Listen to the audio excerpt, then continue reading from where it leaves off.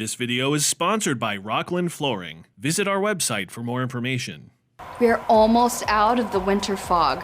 And as exciting as it is to no longer have to worry about how ice and snow will affect driving conditions, its impact lingers even after the season has passed.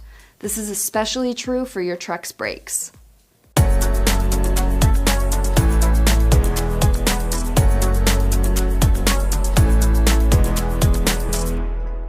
Keeping track of your brake wear and conditions will help ensure proper operations of your trucks even after the snow is melted. The method you use for tracking wear depends on the type of brakes you use on your trucks and trailers: drum brakes or air disc brakes or ADBs.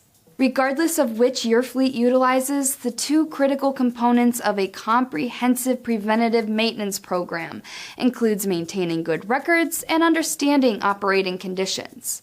But for the sake of this video, we're going to go ahead and concentrate on the specified maintenance needs of ADBs and some signs that they could use some post-winter TLC. The winter season presents a significant challenge for every component of your truck's air brake system.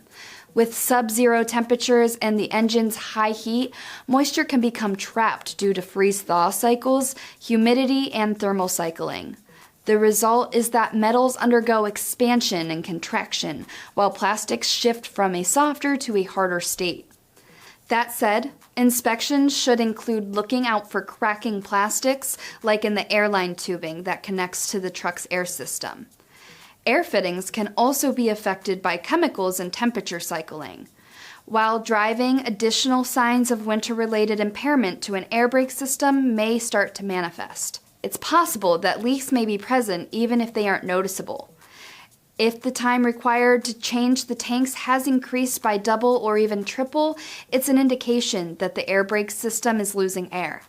Similarly, if the system appears to be charging more frequently, it suggests that a higher volume of air is passing through the dryer.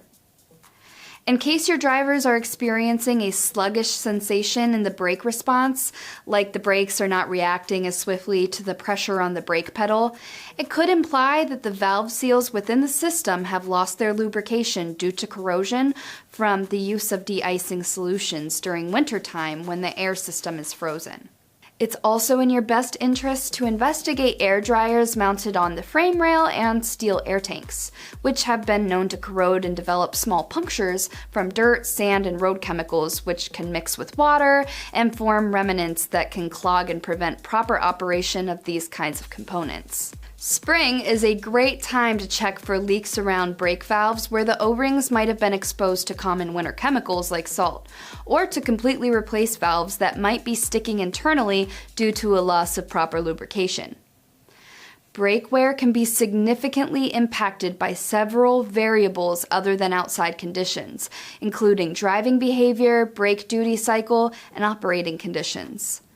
Other factors, such as regulatory compliance and stopping distance, are also influential. The significance placed on each of these factors can differ among various fleets and respected operating conditions.